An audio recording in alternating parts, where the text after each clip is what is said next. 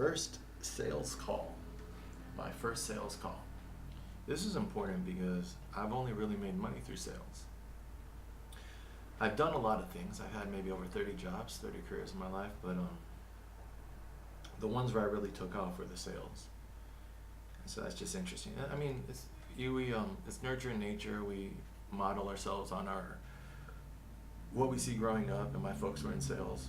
But also in the nature part, my grandpas on both sides of my family, my dad and my mom, were in, both their parents were in sales. So I guess it's in the genes too. Also entrepreneurship. So my grandpa and my dad on my mom's side in Mexico, he was that business guy who would come back every couple of years and have kids with a wife and then go off and do his crazy stuff. Never got talked into the church, even though my grandma would pray and everything. My mom just told me recently she wasn't married to the church because she had the marriage, but since my grandpa never converted, they only let her come in I think after 6 into the mass, or maybe before 6 or whatever, but they made her pray in the corner. But basically, if you don't have both spouses come into the Catholic Church, especially in Mexico where they're really strict, then you're like a lower class Catholic. And then her brothers, who took the family away from my grandpa because they felt he was too sinful when they were born again, they did non-denominational Christian or whatever. I don't know what the denominations or what they do, but it wasn't Catholic. And Mexico's like a 90% Catholic country, so you're like the 10% who aren't Catholic. So my mom would get beat up when she was young for not being Catholic. But apparently the older brothers, before they were born again, were boxers, and one of them even opened up a gym. So they taught the whole family to box, even my mom's older sister. So there's a story, she was beat up, and then one of her older sisters said, "Go point out who did it to you." And they're in 2nd grade, 4th grade, and her older sisters went and caught all these girls and beat them all up. So that's actually right before they left. My mom's gonna get mad because I'm ruining all these stories, but before they left my grandpa's house, that's what it was. My grandpa, a couple days after my grandma's body was put in the ground, brought a new woman in who was like 16 and said, "This is your new mother." And so he basically didn't even wait till the body was cold, and that was the straw that broke the back of my uncle's.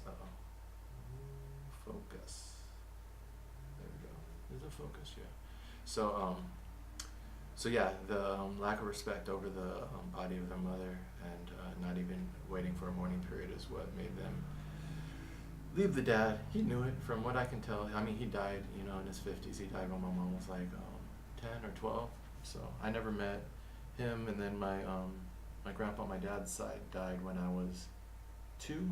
So I never met him either. Growing up, I only had one grandparent, that was my grandmother, and we're kind of estranged because she wasn't, she had her own thing going on. So when I look at this first sales call, I'm just thinking about nurture and nature. How much genetically was I as that salesperson, and how much was it also the fact that my folks themselves, I grew up in them selling insurance. My dad has a real estate license, and he has an insurance license, and my mom has an insurance license. She was doing insurance when she met my dad. She came over here, she did nursing first, but then she went into sales. So yeah, so growing up, I remember just a lot of office. They always had their own businesses. When we lived in Moreno Valley, we had our post and parcel. It was like a shipping little business just in a strip mall. And then they also did the insurance out of that. We had home offices. I remember playing with my little toy cars underneath my dad's desk while he's making sales calls. So like, I'm picking up this phone, but since I was a kid, I'm looking at my parents talking business on the phone. We never made a lot of money. At some points we were even on like welfare, I think very briefly, but like we got a lot of church help, free food. We were always like trying to get into middle class. So we were always poor, lower middle class. And then right when I got into high school, my parents actually hit their stride and got into like solid middle class, bought a house and got some nice stuff. But like, and then now, we're just bouncing around lower middle class, or they are. I'm doing my own thing and I help them when I can. But it'd be nice to retire them. We will see. We're working on that right now. But yeah, Katie would pick up the phone. So shoot, I should talk about my sales jobs. So on both sides, well, no, we're talking about the family because this is the time to talk about it. So my grandfather on my mom's side was like an importer exporter. I'm not sure.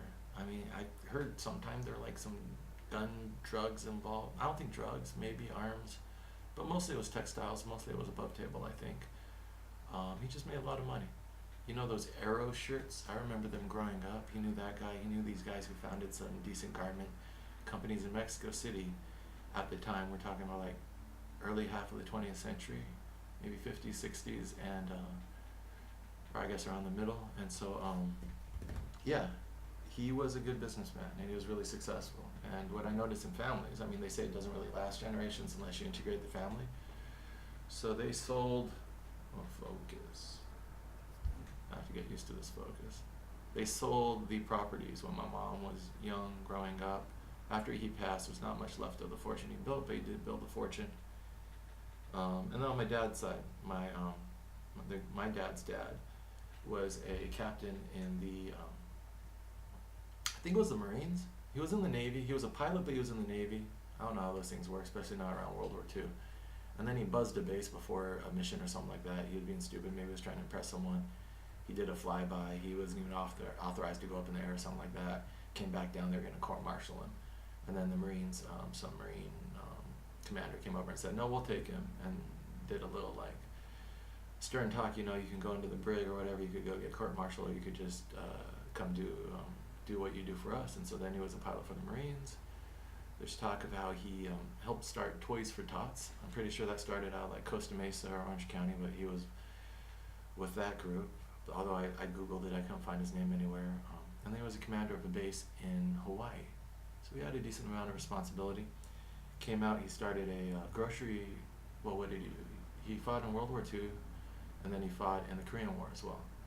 And then he came out, he had a grocery store, and then he had a liquor store, and then he had an insurance agency.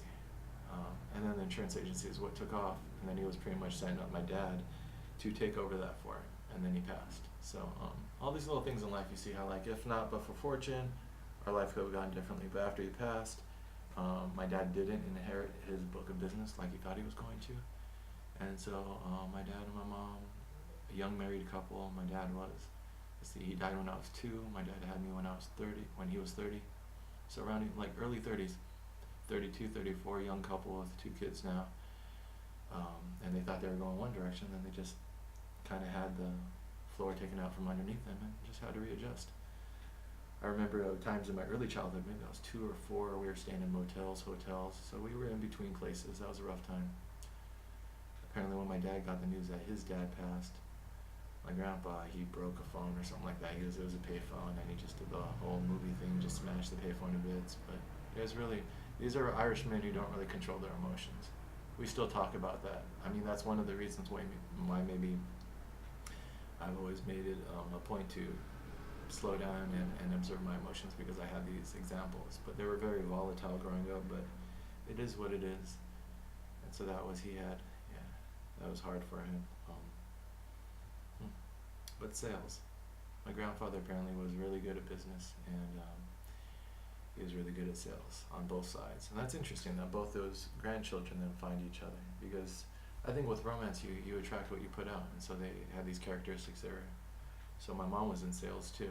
My dad was in sales. They were both charismatic people, and they were drawn to each other. And I had all these jobs. I had a lot of jobs. I was in the military. I was night stalker at Lowe's, Papa John's delivery boy. I mean, park ranger assistant in Big Sur. I helped start 3 insurance companies because I knew insurance from growing up with my parents in their office. Farmers and State Farm in Santa Cruz. I worked for Allstate in Santa Cruz. I worked for HFC, which had insurance products they sold. I mean, it would take me a minute to think of all the jobs I've had. And then I would quit them because I would do the writing, or I would go back to school, or I'd try to do some other thing, trying to figure out what my skills and my passions were. And then when I turned like 30, I was like, all right, settle down in real estate. And that's the longest thing I committed to. Started a real estate company.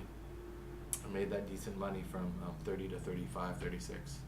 And I've been doing this project over this year, which is get back to writing and my artistic side. Now that I feel like I've covered the business side, I think I could come back to art with a little bit more business acumen. But I mean, that would be the goal, right? To be an artist, but also be good at business. So the nice thing about real estate is when you make money, usually real estate's where you put it in order for it to grow. So having that skill set's nice. So I mean, since I was a kid, I always kind of recognized that business sense. But I've never given up on being an artist. So I mean, like, so that's interesting. You see this picture with me with a phone, but I have a very strong memory also. I just don't have a picture of it with me with an easel. When I was in preschool, I remember wanting to be a painter. Now, I think my thing is writing, but I always liked to draw. And I remember when I was in preschool, that was the first thing I actually remember wanting to be, because our pastor at our church told me I had to be, not had to be, but he said, oh, he's going to be a pastor. And I was like, in my mind, I was like, I really wanted to be a painter though. And I thought, man, that was like a little bit of a conflict. Because I just remember, like, preschool, one of my very vivid memories, having an easel, having paints, and just like, that was my thing. But I think also when I was young, I kind of respected, like, maybe it's people, maybe it's, I don't know, why do people like sales, why do people like business? I think it's people. If you're a people person at brokering, business, sales, your conversation, breaking stuff down, closing the deal. So I think I had that spark since I was young.